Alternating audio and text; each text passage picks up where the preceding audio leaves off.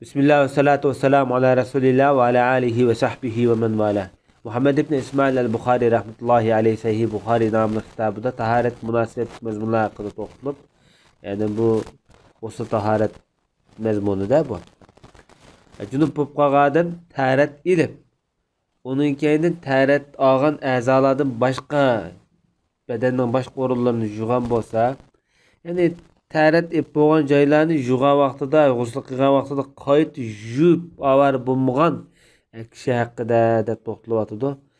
Bu nima degan vaqtida İmam Buxoriy rahmatullohi alayhining ko'z qarashi bo'yicha bir odam yuvmoqchi bo'lsa, masalan taharet oldigan yerni masalan jaynak, masalan yuz degandek o'rinlarni taharet olgan vaqtida yuvib bo'ldi-da.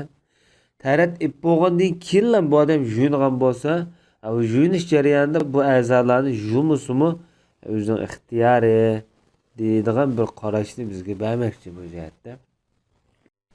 Bu tuvanda 274 numaralı hadis bu İmam Buxoriy rahmetullahi alayhi bu mezmunda rivoyat qilgan hadisning numeri. Bu hadisda bizga Yusuf ibn İsa hadis so'zlab bergan edi dedi. Yusuf ibn İsa Abu Yaqub el-Marvazi nomi bilan mashhur bo'lgan İmam Buxoriy rahmetullahi alayhiniki hadis ilmidagi ishonchli ustozlarniki biri. Chunki İmam Nasai rahmetullahi alayhi bu odamni ishonchlikda ta'riflagan. İmam Buxoriy rahmetullahi alayhi, İmam Muslim qatorliq hadis ulamolari, hatto İmam Termizi, İmam Nasai qatorliq kishilar bu kishidan hadis rivoyat qilgan. 249-yili o'lib ketganligi xotirlangan. Bu zot deydi bizga Fazl ibn Musa degan kishi xabar bergan deb shunoq deydi. Fazl ibn Musa mu o'z davridagi buyuk muhaddislardan Abu Abdullah Fazl ibn Musa Marvazi. Bu kishi mu Turkmanistonda hozirgi Marva degan joyda. Marva degan cho'ng shahar ayni vaqtda. Bu yerdagi Sinan deydigan bir qishloq yesi bo'lgan ekanda, shunga bu odamni Al-Marvazi Sinani deb ataydi. Hicriye 115-yil tug'ilib, Hicriye 192-yil o'lib ketgan. Marvaning dangliq katta ishonchlik mazmut muhaddislardan. Bu odam Abdullah ibn Mubarak bilan ilmdimi, yosh Qur'ondimi tang tush. Bir jut bular. İmam Ebu Hanif rahmetullahi alayhi o'qiganligi, bu kishining rivoyat qilganligi xotirlangan.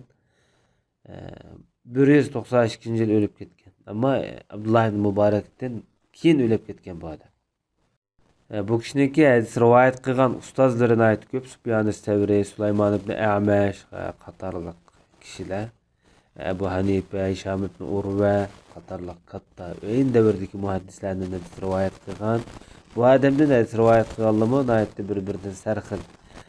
İshaq ibn Rahaviy deymiz masalan, İmam Buxoriyniki buyuk ustozlardan. Bu adamga baho berilgan vaqtida asosan ko'pincha ishonchlik isnodini aytib yuqori bo'lgan o'z davridagi katta muhaddis, rostchil, yaxshi, solih degandek nomlar berilgan bu kishiga. Endi bu zot dedi bizga A'mash xabar bergan dedi. Bu ustozi Sulaymon ibn Mihron degan kishi. Bu kishi Salim Kurayb bo'lsa Abdullah ibn Abbosniki ozodgardisi. Tuvendik bu ravilarning tarjimali umuman o'tgan. Bu kishi Abdullah ibn Abbos Maymuna onimizdan. Ma'vu rivoyat qilinayotgan bu hadisniki yana bir nusxasi boshqa isnod bilan boshda o'tgan. Ma'vu shu hadisning o'zi shu asosan, lekin bu boshqa isnod bilan rivoyat qilinayotdi bu yerda.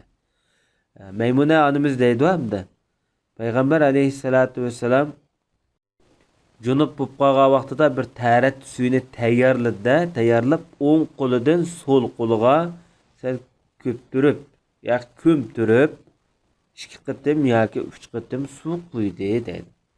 Ondan jinsiy a'zoyni yuvdi, undan keyin qo'lini yerga urib yoki tomga urib 2 qatim 3 qatim urdi demakchi. Bu vaqtda hamda shu jinsiy a'zodagi ajratma seliq suyuqliklar mesela ajrat bo'lar, to'piq o'g'andan keyin bu mikroblar o'ladi ham pokiz bo'ladi hamda. Ondan eg'izini chayqidi va bunini chaqidi dedi. Va belikini, yuzini yuvdi. Bu taharatilayotgan mezgil. Andan beşiğe su koydu.